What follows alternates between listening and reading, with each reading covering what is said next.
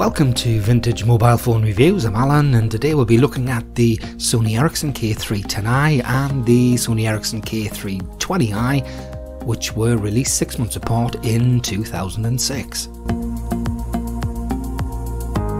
K310i on the left there, as you can see.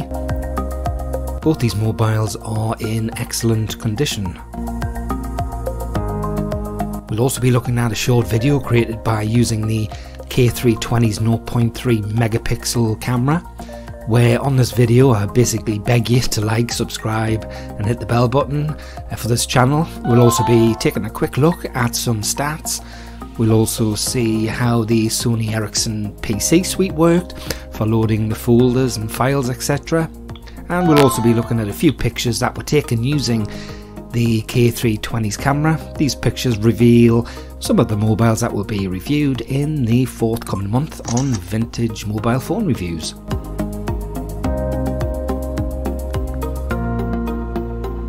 All in all, a lot to look at over the next 8 minutes or so. One thing that wasn't in dispute was that they both had the same poor camera, as mentioned earlier. Here I am demonstrating the video recorder quality. Hope you're enjoying this short presentation video from me, Alan, Vintage Mobile Phone Reviews. Here I'm using the K320, released in 2006. I'm using the camera, the 0.3 megapixel camera, which came with it.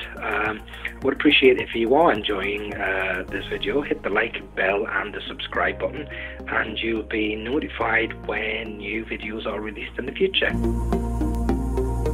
The Sony Ericsson PC Suite was used for all the Sony Ericsson mobiles in order to synchronise the mobile with certain PC software, contacts, etc. There was a backup manager to protect all those selfies and a file manager to get to all those selfies, files and the folders. Once File Manager is clicked, it simply opens a standard folder where all of the themes, camera pictures and of course videos were kept. Videos were recorded in 3GPP format, this standing for Third Generation Partnership Project, an organisation which developed protocols for mobile telecommunications.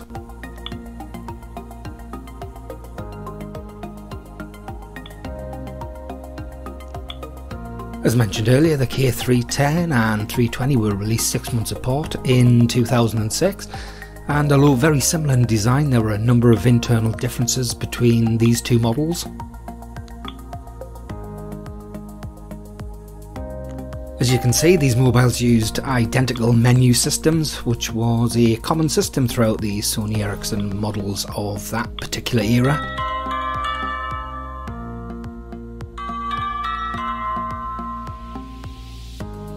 Incidentally, the K310 on the left there was purchased about 4 months ago for £14.99, brand new condition.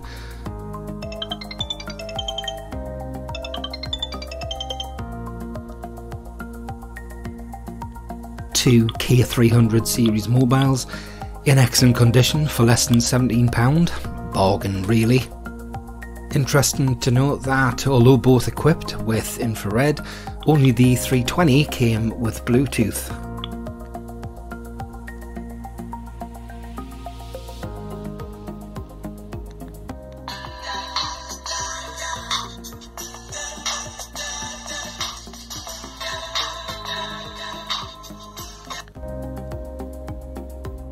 A quick stats check shows that they both used a mini SIM and both weighed exactly the same at 82 grams.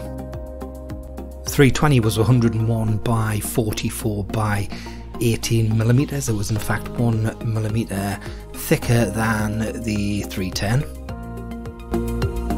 Both displays were 65,000 colours. The 310's screen was slightly larger at 1.74 inches, however the pixel density of the 320 was a little bit higher.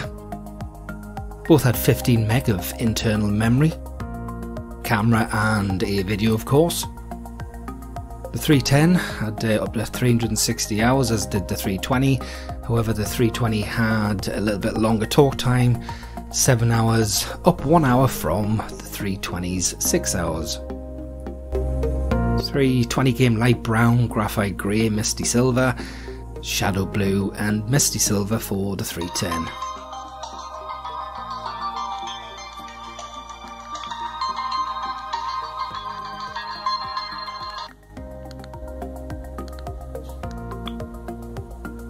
As I mentioned earlier, both models could be purchased in the misty silver you see here. The 310 also had a shadow blue, while the 320 came in graphite grey and brown. Not entirely sure how Sony Ericsson came up with their colour naming schemes, but there you are. Did you ever have any of these particular mobiles? If so, I'd appreciate if you'd add a comment about your experiences, please, in the comment section below.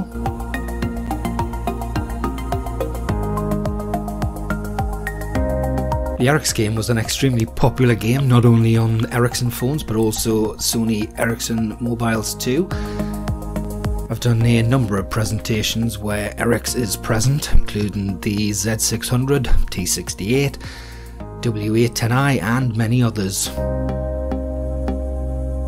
In principle, you had to basically create blocks on the surface without being hit by those spinning objects.